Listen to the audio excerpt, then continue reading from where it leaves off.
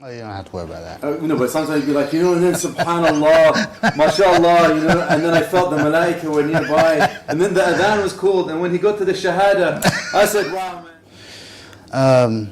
My name is Omar Fouché. I'm from Chapel Hill, North Carolina. I've been Muslim since 2000, so 16 years now. And prior to Islam, I was a Christian. Growing up as a Christian in Chapel Hill, it's a very liberal town, so there wasn't a lot of pressure on me to do anything. The best way to say it is that there was really not a lot of practice that went with any religion in Chapel Hill. It's a college town, so it's very free-flowing. So that's pretty much my background. My grandmother was probably the most religious of all of our family members. And then my mom and my dad, they had us going to church. I was in the choir and things along those lines. But I think just in terms of the seriousness, I didn't have the same conviction as my grandparents, I would say, my grandmother mostly.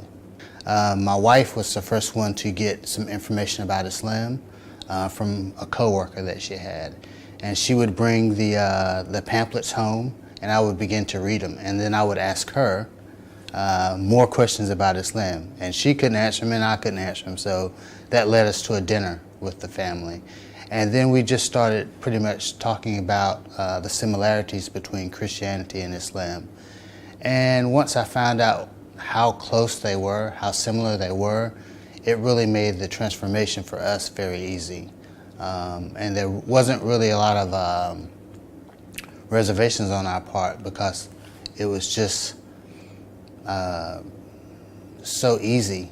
I didn't really have a lot of concerns about my friends so much, but my family, I was kind of concerned what my mom would think, and my dad. I know my mom was a little bit concerned just because of what she might have seen on the news or something along those lines, and pretty much wondering what type of person I would become after I became a Muslim. So there was some concerns there, but I've always been pretty grounded, and I think once they realized that I was studying Islam, so I actually knew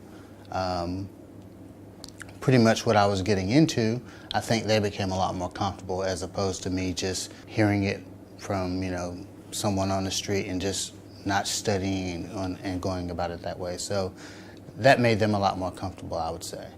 The thing that attracted me to Islam was the justice and the fairness. When I realized how straightforward Islam was, say how inclusive Islam is, that it's a religion for everyone and not just this group of people or something along those lines, I was just really attracted to that. The fact that the Creator loved everyone equally. That was what really did it for me. And that the Creator wasn't a person or wasn't a human. Well, once I accepted Islam, I just was so happy. I'm just so happy from accepting Islam. And I just want to, do things that will be pleasing to God. So I'm seeking out opportunities all the time to be good to my parents, especially because that's a part of the Quran. It's being good to your parents. Being better with my siblings, my sisters and brothers. So I always try to be a good person, a good representative of Islam.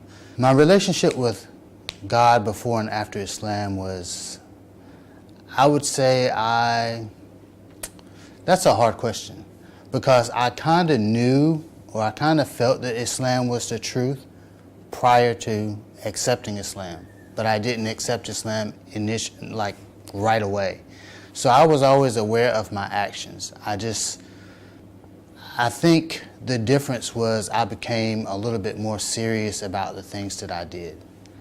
The best way to explain it is I kind of knew what I should be doing, but I didn't know the consequences of my actions. So I wasn't as concerned with them. But once I started studying Islam and knew that, you have to be held accountable for the things you do, that made it easier for me, because it made it easier for me to stay away from the things I should be staying away from and try to go towards some of those things I should be rushing towards. So that was the big change for me.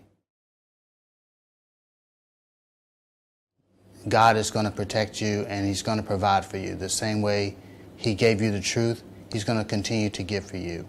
Know that He really has your back.